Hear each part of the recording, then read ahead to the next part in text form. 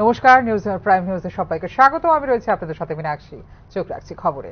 মহারাজা বীর বিক্রম কিশোর মানিক্য বাহাদুরের জন্মবার্ষিকীতে শ্রদ্ধা জানিয়েছেন দেশের প্রধানমন্ত্রী নরেন্দ্র মোদী, কেন্দ্রীয় স্বরাষ্ট্রমন্ত্রী অমিত শাহ এবং বিজেপির সর্বভারতীয় সভাপতি তথা কেন্দ্রীয় স্বাস্থ্যমন্ত্রী জেপি নাড্ডা মহারাজা বীর বিক্রম কিশোর মানিক্য বাহাদুরের জন্মবার্ষিকীতে শ্রদ্ধা জানায়। ত্রিপুরার উন্নয়নে তার অনুকরণীয় প্রচেষ্টার জন্য তিনি প্রশংসিত।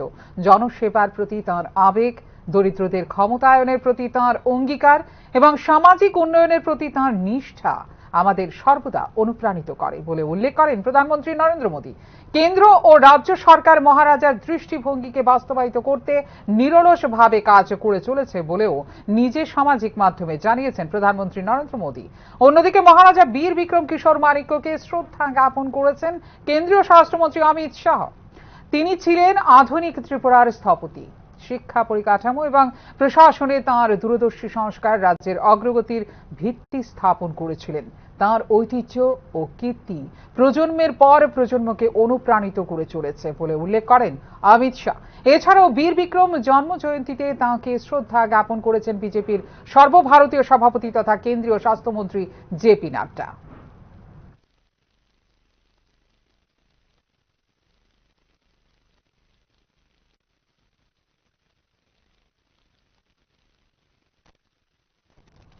উপরাষ্ট্রপতি পদে পি সুদর্শন রেড্ডির নাম ঘোষণা করেছে ইন্ডিয়া জোট।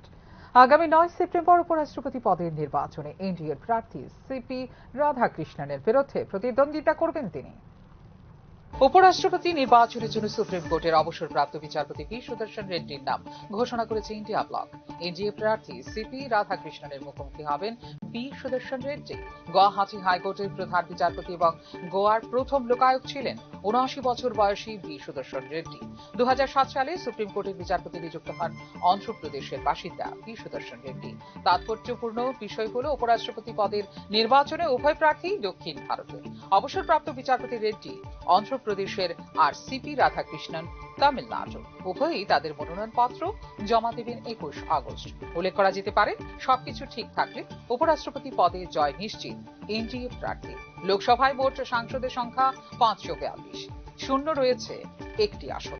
এক্ষেত্রে এনডিএর সাংসদ রয়েছেন ২৯৩ জন। একইভাবে রাজ্যসভায় ২৪৫ জন সাংসদ রয়েছেন, ৫টি আসন রয়েছে শূন্য।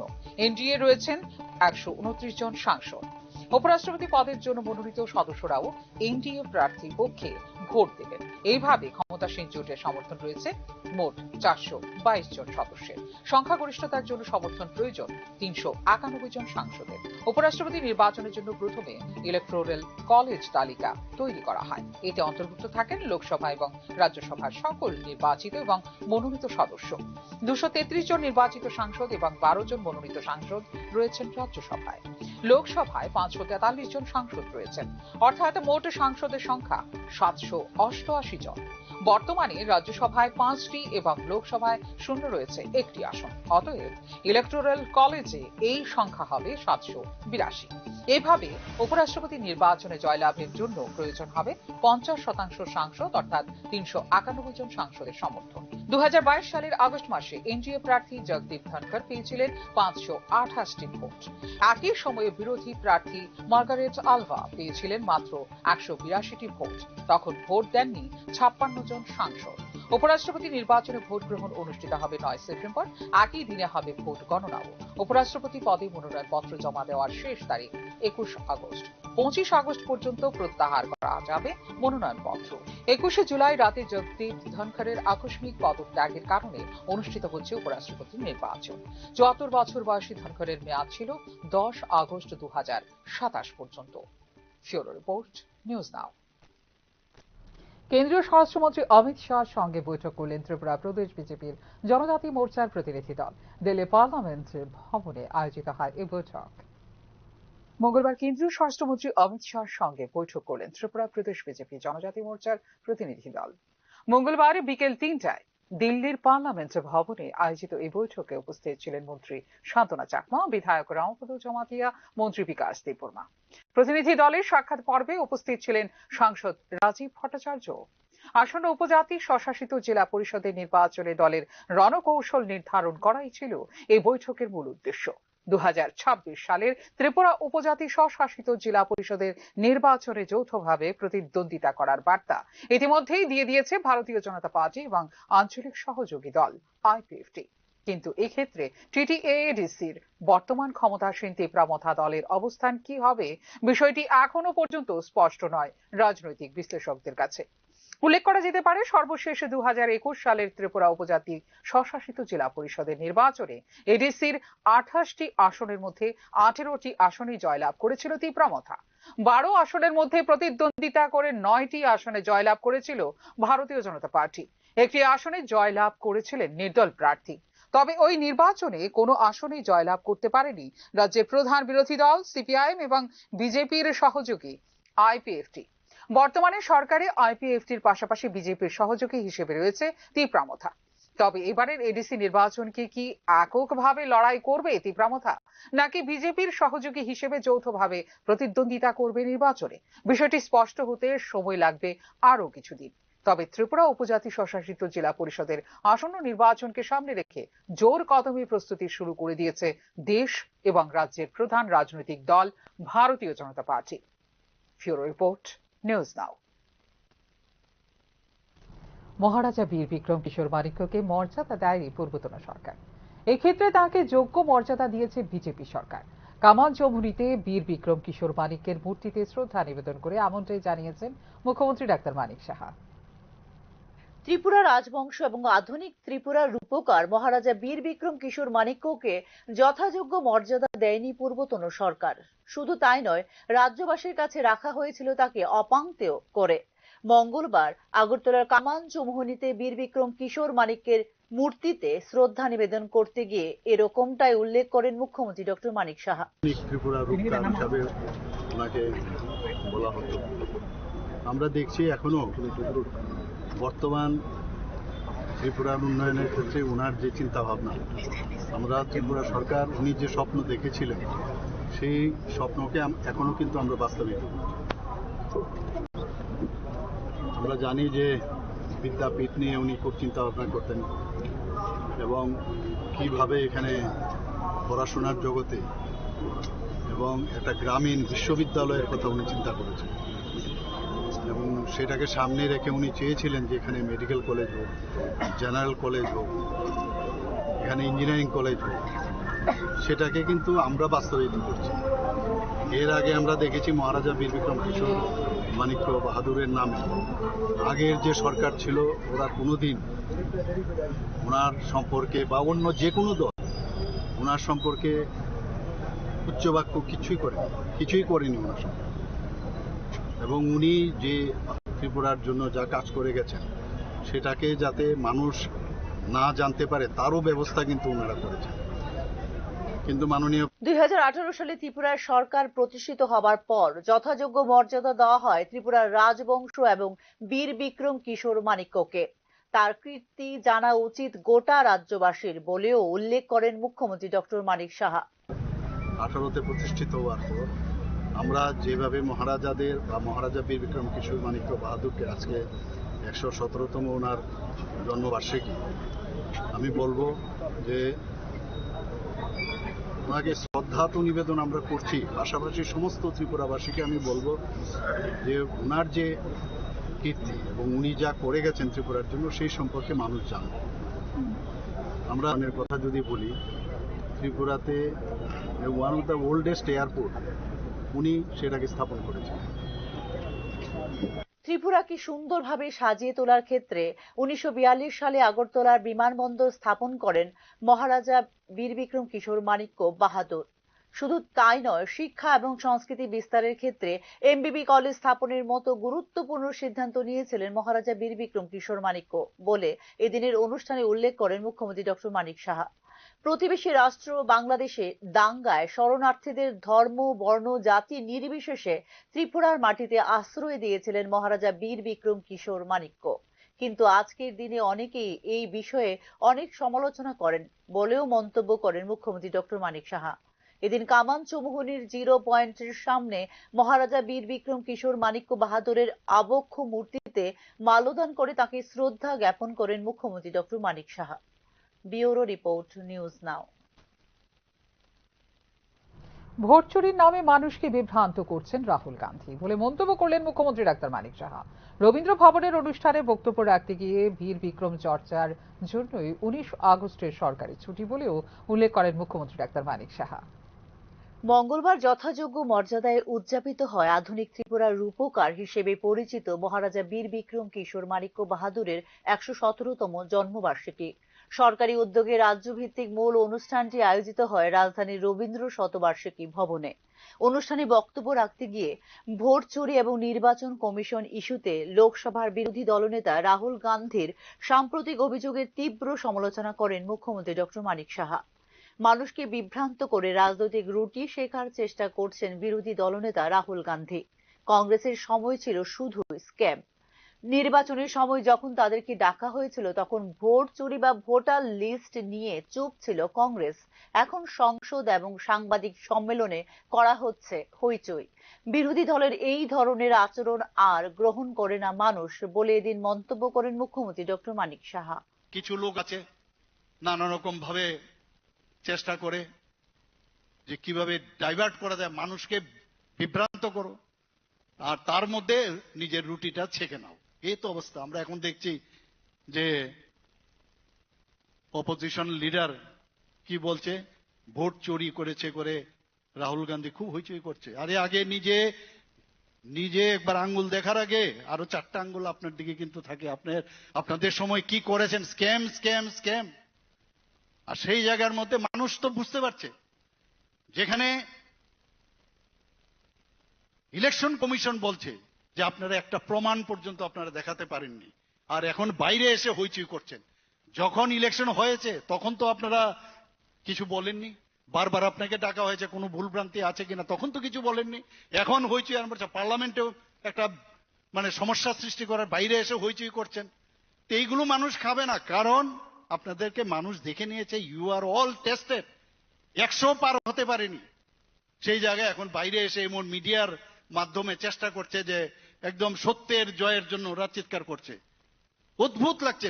রাজ্যের প্রতিটি জনজাতি গোষ্ঠীকে সম্মান করে রাজ্য সরকার এই ক্ষেত্রে রেজিস্ট্রিকৃত 50টি জনজাতি গোষ্ঠীর প্রধানদের জন্য সমানভাবে সাম্মানিক ভাতার সিদ্ধান্ত নিয়েছে রাজ্য সরকার। 19 আগস্ট সরকারি ছুটি ঘোষণার মধ্য দিয়ে আধুনিক ত্রিপুরার রূপকার মহারাজা বীর বিক্রম কিশোর মাণিক্যকে জানার সুযোগ করে দিয়েছে রাজ্য সরকার বলেও এদিন উল্লেখ করেন মুখ্যমন্ত্রী ডক্টর মানিক সাহা। আমি বললাম যে জনজাতি গোষ্ঠীর যারা সমাজপতি তাদেরকে 2000 টাকা করে আমাদের সরকার আসার পর তাদেরকে সাম্মানিক দেওয়া হচ্ছে।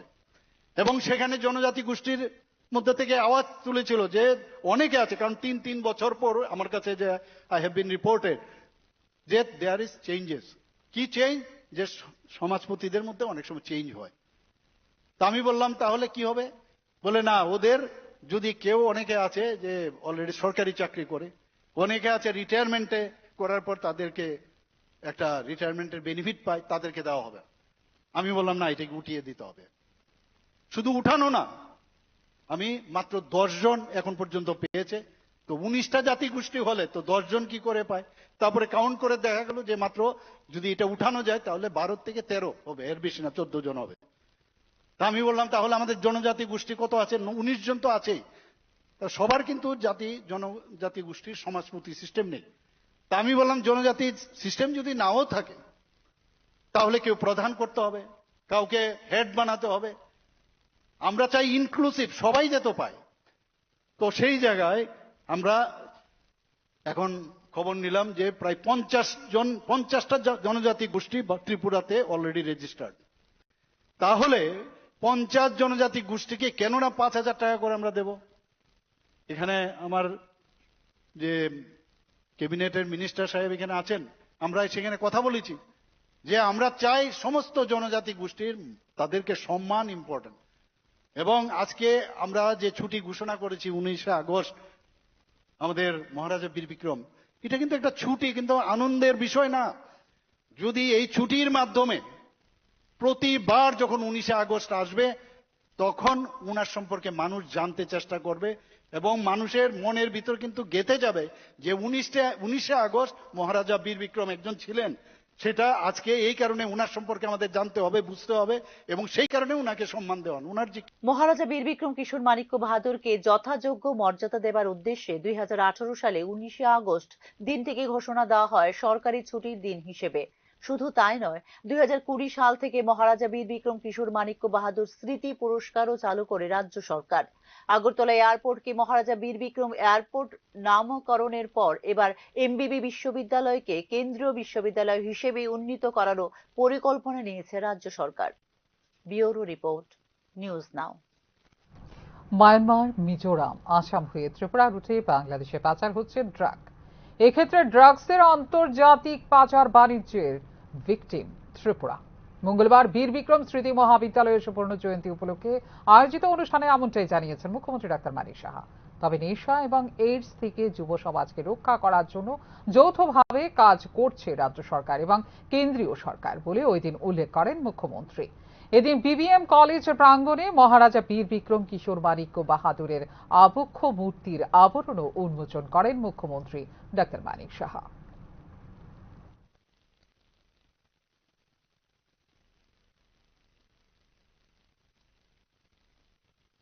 পেতে হবে আজকের দিনে, এগুলো আমাদের কিন্তু প্রমিস করা প্রয়োজন, আমাদের প্লেজ নেওয়া উচিত। যে আমরা জানি যে এই মায়ানমার থেকে আবার সে একই ঘটনা, কিভাবে পঙ্গু করা যায় যুব সমাজকে। মায়ানমার থেকে সেই মিজোরাম হয়ে, আসাম হয়ে ত্রিপুরাতে, বাংলাদেশে যায়, এবং আমরাই ত্রিপুরার ছেলেমেয়েরা আজকে ভিকটিম হচ্ছে। কাজে এগুলো নিয়ে আলোচনা দরকার, আমাদের অ্যাওয়ারনেস দরকার। ড্রাগস নিতে তো অসুবিধা নেই, কিন্তু ড্রাগের নেওয়ার পরে কি অবস্থাটা হয় সেটা সবাই, মানে প্রথমে তো হেবিচুয়েশন, নেওয়ার পরে যে অবস্থাটা হয়, প্রথমে হেবিচুয়েশনে মনে করে একটু ইউফোরিয়ার ভাব করি, ইউফোরিয়ার পরে সেটা হয়ে যায় এডিকশন। এবং যারা ইন্ট্রাভেনাস ইনজেকশন নেয় তাদের তো আরো সমস্যা, এইচআইভি ইনফেকশন হওয়ার মানে 99% চান্স থাকে, যদিও অন্যান্য কারণে এইচআইভি হয়। এই এইচআইভি থেকে যদি আরেকবার এইচআইভি হলে ভাইরাল লোড, সেটা কিন্তু আর মানে কোনো অবস্থায় সেটা কিন্তু এইচআইভি কিন্তু মুক্ত হয় না। কিন্তু ভাইরাল লোডটা যাতে কম করা যায় তার জন্য আমরা ভারত সরকার এবং ত্রিপুরা সরকার মিলে আমরা চেষ্টা করছি, অ্যাওয়ারনেসও করছি। অবিলম্বে রাজ্য সরকারের কর্মচারীদের বকেয়া মহার্ঘ ভাতা মিটিয়ে দেবার দাবি জানালো ত্রিপুরা সরকারের শিক্ষক সমিতি। বিষয়টিকে সামনে রেখে মিছিল করার অনুমতি দেওয়া হয়নি বলেও মঙ্গলবার সাংবাদিক সম্মেলন করে অভিযোগ করে সমিতি। কেন্দ্রীয় সরকারের কর্মচারীরা যেখানে 58% মহার্ঘ ভাতা পাচ্ছেন, সেখানে রাজ্য সরকারের কর্মচারীরা পাচ্ছেন 33% মহার্ঘ ভাতা। অর্থাৎ কেন্দ্রের সঙ্গে রাজ্য সরকারের কর্মচারীদের মহার্ঘ ভাতার ফারাক 22%। এক্ষেত্রে অবিলম্বে বকেয়া মহার্ঘ ভাতা মিটিয়ে দেওয়ার দাবি জানালো বামপন্থী ত্রিপুরা সরকারি শিক্ষক সমিতি। মঙ্গলবার সাংবাদিক সম্মেলন করেই এই দাবি জানালো সংগঠনের নেতৃত্বরা। বকেয়া মহার্ঘ ভাতা মিটিয়ে দিতে হবে। আপনারা জানেন আজকের দিনে দাঁড়িয়ে কেন্দ্রীয় সরকারের কর্মচারীরা 58%, 55% ডিএ পায়।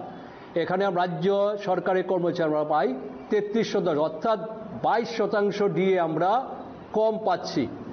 আমি যদি একটু হিসাবে বলি, আমরা যদি একটা বড় সংখ্যক নিয়োগ হয়েছিল 1997 সালে। 1997 সালে একজন পোস্ট গ্রাজুয়েট টিচার পিজিটি প্রতি মাসে 18,000 টাকার উপরে বেতন কম পাচ্ছেন ডিএ বাবদ। একজন গ্রাজুয়েট টিচার 15,000 টাকা কম পাচ্ছেন। একজন প্রাথমিক শিক্ষক ইউজিটি 12,000 টাকার প্রতি মাসে বেতন পাচ্ছে। এটা যদি হিসাব করি, একজন পিজিটি বছরে 2,16,000 টাকা কম পাচ্ছেন। একজন গ্রাজুয়েট টিচার স্নাতক শিক্ষক 1,80,000 টাকা কম পাচ্ছেন। একজন প্রাথমিক শিক্ষক কমপক্ষে 1.5 লক্ষ টাকা কম পাচ্ছেন। এটা শুধু ডিএর ক্ষেত্রে। আমরা দেখেছি অন্যান্য বিষয় তো আরো আছে, আমি এটা পরে আসছি। এইভাবে এই যে ডিএ বকেয়া, এইগুলো বলছেন মুখে 25% বকেয়া ডিএ, 3% দিয়ে নিজেরা বিভিন্ন সাংবাদিক সম্মেলন করে নিজেরা প্রচার করছেন। কিন্তু কর্মচারী কিভাবে বঞ্চিত হচ্ছে এই দাবিটা তুলে ধরছি। 10 বছর পর গঠন করা হয় পূর্ণাঙ্গ বেতন কমিশন। এক্ষেত্রে 2018 সালের নির্বাচনের আগে রাজ্য সরকারের কর্মচারীদের কেন্দ্রীয় হারে বেতন দেবার প্রতিশ্রুতি দিয়েছিল বিজেপি। কিন্তু সরকার গঠন করার পর সপ্তম বেতন কমিশন তো নয়ই, উপরন্তু কর্মচারীদের বঞ্চনা করে চলেছে সরকার বলেও ওই দিন অভিযোগ করে সরকারি শিক্ষক সমিতি। আপনারা জানেন আমাদের প্রতি 10 বছর পর পর বেতন কমিশন গঠিত হয়, এবার সময় এসছে। আমরা 2018 নির্বাচনের পূর্বে দেখেছি তৎকালীন সময় যে আজকে যে যারা ক্ষমতাসীন দল তারা 2017 সালের শেষ দিক থেকে নির্বাচনে বারে বারে বলেছেন আমরা ক্ষমতায় আসার পরে হুবহু সপ্তম বেতন কমিশন চালু করব, কিন্তু বাস্তবে আমরা কি দেখলাম? 18 সালে মানুষকে বিভিন্ন প্রতিশ্রুতি দিয়ে বিভ্রান্ত করে ভোট নিয়ে সরকারে আসার পর আজকে 2018 সালের পর কোনো ভাতা দিয়ে কোনো কিছু করেনি। আমরা যেভাবে হাউসের আগের মতো পেতাম একই হাউসের পাই, আমরা মেডিকেলও যা ছিল তাই আমরা পেয়েছি। সেই অর্থে সপ্তম বেতন কমিশন দূরের কথা কোনো কিছুই করেনি, মানুষকে শিক্ষক কর্মচারীকে বিভিন্নভাবে বিভ্রান্ত করেছে।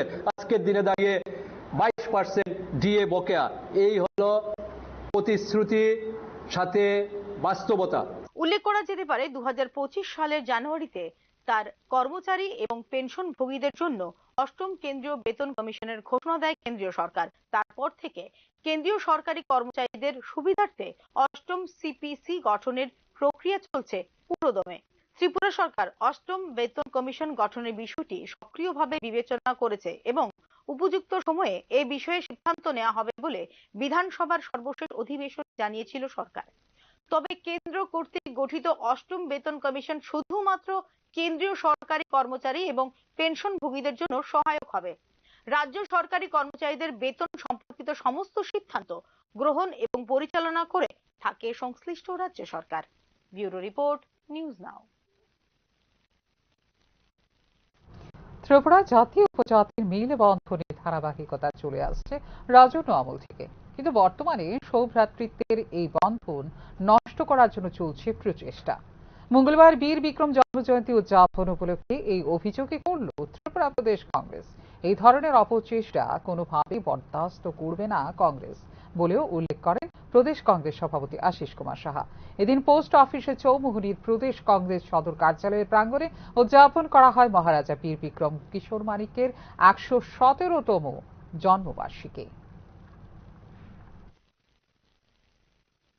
জাতি উপজাতির মধ্যে যে মেলবন্ধন বা সৌভ্রাতৃত্বের যে একটা বড় ধরনের যে ধারাবাহিকতা, এই ধারাবাহিকতা এটা রাজন্য আমল থেকে বিশেষ করে বীরচন্দ্র মানিক্য বাহাদুরের সময়কালেই এটা আমরা দেখতে পেয়েছি। পরবর্তী সময়ে বীর বিক্রম এবং অন্যান্য রাজারাও এটাকে ধারাবাহিকভাবে তারা ফলো করেছে। 19শে আগস্ট বিশ্ব আলোকচিত্র দিবস। প্রতি বছরের মতো এই বছরও এই বিশেষ দিনে ত্রিপুরা ফটো জার্নালিস্ট ইউনিয়ন এক আলোকচিত্র প্রদর্শনীর আয়োজন করে। রবীন্দ্র ভবন প্রাঙ্গণে 3 দিন ব্যাপী চলবে এই প্রদর্শনী। রাজ্যের চিত্র সাংবাদিকদের ক্যামেরাবন্দি ছবি থাকবে এই প্রদর্শনীতে। মঙ্গলবার এই প্রদর্শনীর উদ্বোধন করেন পরিবহন ও পর্যটন দপ্তরের মন্ত্রী সুশান্ত চৌধুরী। অনুষ্ঠানে উপস্থিত হয়ে তিনি বলেন, রাজ্যের চিত্র সাংবাদিকদের ছবি জাতীয় স্তরে রাজ্যকে পৌঁছে দেয়। চিত্র সাংবাদিকদের পরিশ্রম অনস্বীকার্য। তাদের ক্যামেরাবন্দি ফটোগ্রাফ স্মরণ করিয়ে দেয় পুরনো দিনের কথা। এদিনের এই অনুষ্ঠানে অন্যান্যদের মধ্যে উপস্থিত ছিলেন আগরতলা পুর নিগমের মেয়র দীপক মজুমদার, পুলিশের মহানির্দেশক কৃষ্ণেন্দু চক্রবর্তী, তথ্য ও সংস্কৃতি দপ্তরের অধিকর্তা বিবিসার ভট্টাচার্য, বিশিষ্ট সমাজসেবী সুব্রত চক্রবর্তী, আগরতলা প্রেস ক্লাবের সভাপতি প্রণব সরকার, ত্রিপুরা ফটো জার্নালিস্ট অ্যাসোসিয়েশনের সভাপতি প্রলয়জিৎ পাল, সম্পাদক অভিষেক দেববর্মা সহ রাজ্যের চিত্র সাংবাদিকরা। সোশ্যাল মিডিয়া একটা বিরাট ভূমিকা সেখানে পালন করেছে। তো তারপরেও আমি বলবো যে ফটো জার্নালিস্ট যারা রয়েছে তাদের ভূমিকা সেখানে অনস্বীকার্য এবং আগামী দিনে গণতন্ত্রকে চতুর্থ স্তম্ভকে শক্তিশালী করতে মানুষের যে অব্যক্ত ভাষা সেটাকে বাস্তবে সঠিকভাবে রূপ দিতে আপনাদের ভূমিকা সেটা আগামী দিনে এগিয়ে নিয়ে যেতে হবে, ঊর্ধ্বে তুলে ধরতে হবে। আজকের এই ফটো জার্নালিস্টদের যে ডে, আমাদের ফটোগ্রাফি দিবস, এই দিবস মঙ্গলবার বিদ্যুতের সংস্পর্শে এসে মৃত্যু হয় শান্তিবাজার মহকুমার গাধাং অশ্বিনী ত্রিপুরা পাড়ার 45 বছর বয়সী লক্ষণ ত্রিপুরা নামে এক ব্যক্তির। এলাকার একমাত্র যাতায়াতের রাস্তা অত্যন্ত সরু, যা যে কোনো যানবাহন চলাচলে অসুবিধাজনক। মৃত ব্যক্তি যখন বিদ্যুতের সংস্পর্শে আসেন তখন এলাকার বাসিন্দারা দমকল বাহিনীকে খবর দেয়। রাস্তা সরু হওয়ার কারণে দমকল বাহিনী আসতে দেরি হওয়ার মৃত্যুর কোলে ঢলে পড়েন তিনি। রাস্তা সংস্কারের জন্য বারবার জানানো হলেও কোনো সদুত্তর পাওয়া যায়নি। ভোটের সময় দেখা মিললেও ভোটের পর দেখা মেলে না নেতৃত্বদের বলে মন্তব্য করেন বিক্ষুব্ধ এলাকাবাসীরা। ঘটনায় এলাকায় নেমে এসেছে শোকের ছায়া।